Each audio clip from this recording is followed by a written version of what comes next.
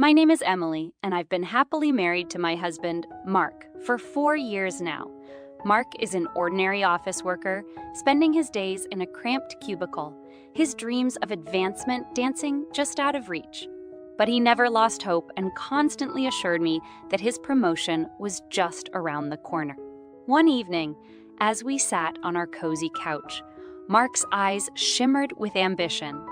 "Emily, I can feel it in my bones," he said, his voice filled with determination. "This year is the year I finally get that promotion.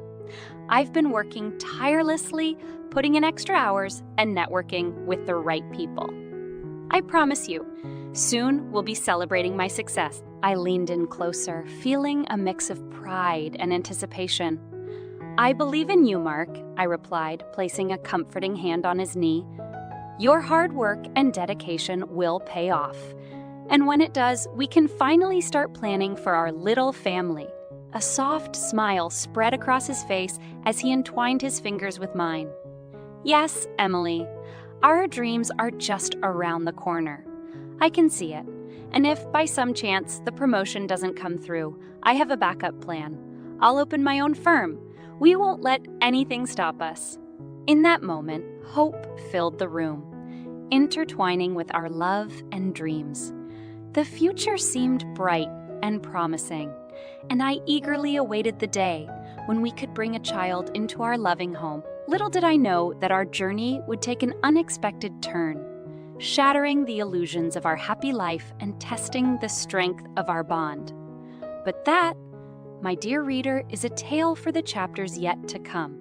The sun bathed our cozy dining room with a warm glow as we gathered around the table, enveloped in the comforting embrace of family. Laughter echoed through the air as we shared stories and caught up on each other's lives.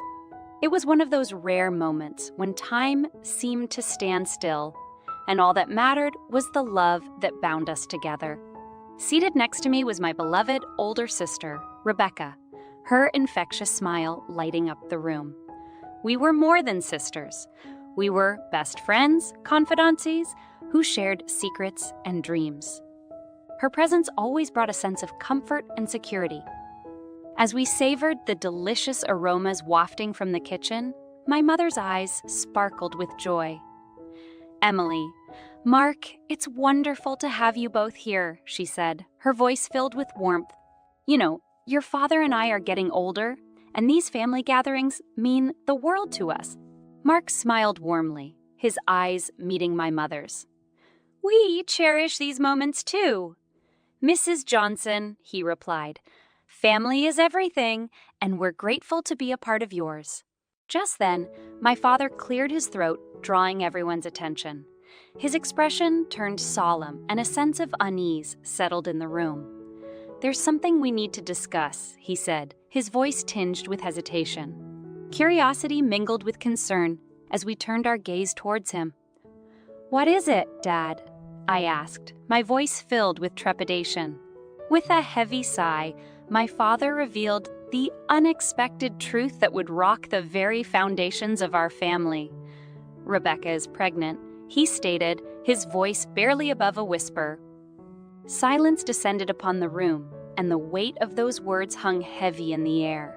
Shock etched itself onto our faces as we struggled to process the revelation. My heart pounded in my chest, a mix of confusion, disbelief, and betrayal coursing through my veins. Tears welled up in Rebecca's eyes as she reached out for my hand. "Emily, I'm so sorry," she murmured, her voice choked with emotion. "It was a mistake, a moment of weakness. Please forgive me." Emotions swirled within me, a storm of anger, hurt, and confusion. My husband, Mark, sat beside me, his face a mask of guilt. The room seemed to spin, and I found myself unable to form words. My father's voice broke the heavy silence. "Emily, we believe it would be best for everyone if you were to give your sister and Mark a chance," he suggested, his gaze filled with a mixture of concern and what he believed to be wisdom. Time seemed to stand still as I stared at my father, my heart breaking with every word. How could he expect me to give up the love of my life to my own sister? Summoning every ounce of strength within me, I pushed back my chair and rose to my feet. "I'm sorry, but I can't do that," I said, my voice trembling with determination. "This is a betrayal that I cannot simply overlook. I need time to process everything." With that, I turned and walked away from the table, leaving behind a family caught in the tangled web of secrets and shattered trust. As I retreated from the dining room, a whirlwind of emotions consumed me. Confusion, anger, and heartbreak collided within, threatening to tear me apart. I needed time to process the shocking revelation that had just been laid bare before me. Seeking solace, I found myself in our quiet bedroom, the once familiar space now filled with an unsettling tension. I sank onto the edge of the bed, my mind racing with questions, doubts, and a profound sense of betrayal. Moments later, the door creaked open, and Mark stepped into the room, his face a reflection of guilt and remorse. "Emily," he began, his voice laced with sorrow, "I never meant for any of this to happen. It was a terrible mistake, and I am so sorry."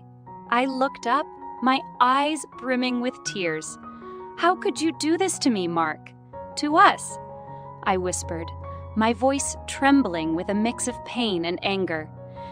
"You promised me a future, a family, and now everything is shattered." He moved closer, his hands reaching out in a feeble attempt to comfort me. "I don't have any excuses, Emily. What I did was unforgivable. I let my ambition blind me, and I hurt the person I love most in this world." My voice cracked as I struggled to find the strength to speak. "And Rebecca, she's my sister, Mark. How could she betray me like this? How could she betray our bond?" Mark's shoulders slumped, his gaze filled with regret. "I wish I had answers for you, Emily. I wish I could turn back time and make different choices, but all I can do now is face the consequences of my actions and hope that someday you can find it in your heart to forgive me." Tears streamed down my face as I grappled with the enormity of the situation. The pain cut deep, threatening to swallow me whole, but amidst the anguish, a flicker of determination sparked within me. I couldn't allow myself to be a victim of their betrayal. With newfound resolve, I stood up, wiping away the tears. "I need some time alone, Mark," I said, my voice tinged with strength. "I need to figure out what comes next for me. For us?" He nodded, his eyes filled with a mix of remorse and understanding. "I'll give you the space you need, Emily," he replied softly, "but please know that I love you, and I'll do whatever it takes to make amends." As he left the room, a heavy silence settled in, leaving me alone with my thoughts and the weight of the revelation that had shattered my world. The path ahead was uncertain, but I was determined to find the strength to confront the betrayal and forge a future that was true to my own happiness. With my heart still heavy from the shock of the revelation, I found myself consumed by a mix of anger, hurt, and a desire for justice. I couldn't simply let their betrayal go unanswered. It was time to take matters into my own hands and seek revenge. In the days that followed, I meticulously planned my retaliation, channeling my pain and anger into every detail. My first target was Rebecca, the sister who had betrayed me. Aware that she and Mark were planning a vacation together, I saw an opportunity to strike at the core of her happiness. As they packed their bags, readying themselves for their trip, I entered Rebecca's apartment, fueled by a vengeful determination. I gathered all of her belongings, every trace of her presence, and loaded them into a truck. But instead of delivering them to her, I directed the driver to a local charity, ensuring that she would be left without her cherished possessions. The act itself brought a bittersweet satisfaction, a twisted form of justice. I wanted her to experience even a fraction of the pain she had inflicted upon me. It was a small but necessary step in my journey towards reclaiming my own happiness. But my revenge didn't stop there. In the midst of my fury, I stumbled upon a series of incriminating correspondences between Mark and his friend. They contained insults aimed at Mark's supervisor, alongside a plan to quit if the long-awaited promotion didn't materialize Fueled by the betrayal I had endured, I made the decision to expose their true colors. I compiled the correspondence, ensuring that Mark's supervisor would bear witness to the deceit and disloyalty that had permeated my marriage. I sent the package, sealing Mark's fate and ensuring that his professional dreams would crumble before his eyes. Days turned into weeks, and the weight of my actions settled upon my conscience. I had taken revenge, and yet the taste of satisfaction was laced with a hint of regret. I questioned the path I had chosen, the darkness that had consumed me. But even in my doubt, I couldn't deny the relief I felt in knowing that they would face the consequences of their betrayal. As Mark and Rebecca returned from their ill-fated vacation, the repercussions of their actions unfolded before them. Mark was met with the devastating news of his termination. His dreams of professional success shattered. Rebecca, on the other hand, stood face to face with the empty void left by the absence of her belongings. In the midst of their downfall, I knew that the path forward involved facing the consequences of my own actions as well. The betrayal had caused irreparable damage to our marriage, and it was time to let go. Summoning the courage to face Mark one last time, we sat in our now silent living room, the tension palpable. Words hung heavily in the air, the remnants of a love that had been fractured beyond repair. "I never imagined our journey would end like this," Mark murmured, his voice tinged with remorse. "I know I've hurt you deeply, Emily. I am truly sorry for the pain I've caused." I met his gaze, my eyes filled with a mixture of sadness and resignation. "I can't go on pretending that everything is okay, Mark," I replied, my voice tinged with a lingering ache. "Our trust has been shattered, and I don't think we can ever recover from this. It's time for both of us to find our own paths." As we finalized our divorce, the weight of the past slowly began to lift. The pain remained, a lingering scar etched upon my heart, but the possibility of a new beginning glimmered in the distance. And with each passing day, I vowed to rebuild my life, guided by lessons learned and a determination to find happiness once more.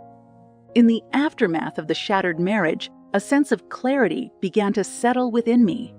With the weight of betrayal lifted, I focused on rebuilding my life and finding solace in the truth. It was time to unravel the deception that had plagued my once happy existence.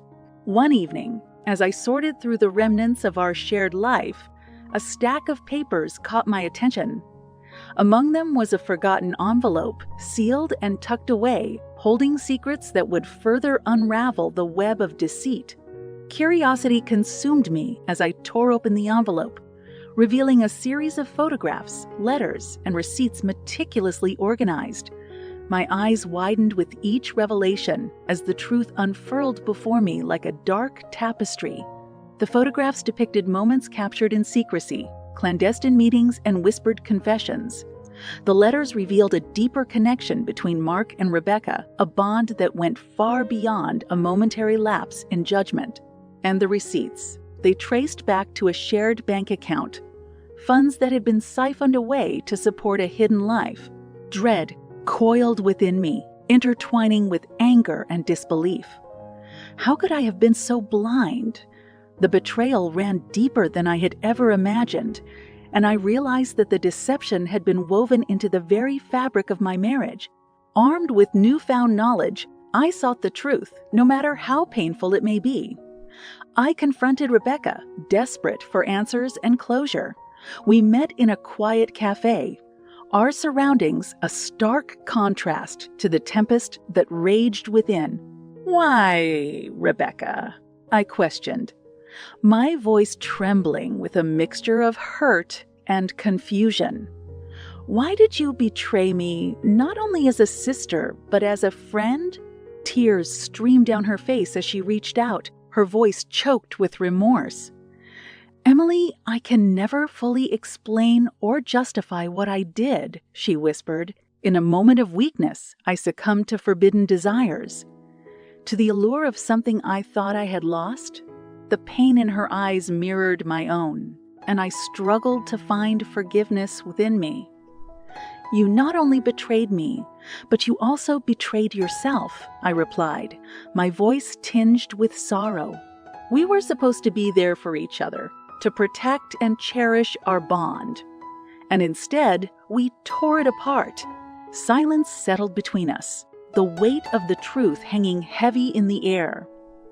It was a truth that shattered the illusion of family unity, a truth that demanded we face the consequences of our actions. As I walked away from that cafe, a mix of emotions flooded my being. The anger and hurt still lingered, but amidst the wreckage of our relationship, a seed of understanding sprouted. I realized that the path to healing required not only forgiveness, but also a willingness to let go of the pain and forge a new future. In the days that followed, I sought therapy, immersing myself in self-reflection and growth. I confronted the demons of betrayal and worked tirelessly to rebuild my shattered self. Esteem.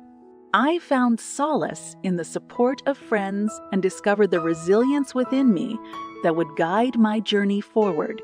The deception had unraveled, leaving behind scars that would forever mark my past. But with each passing day, I grew stronger, embracing the truth as a catalyst for personal transformation. And as I stood at the precipice of a new chapter, I vowed to never let deception cloud my vision again.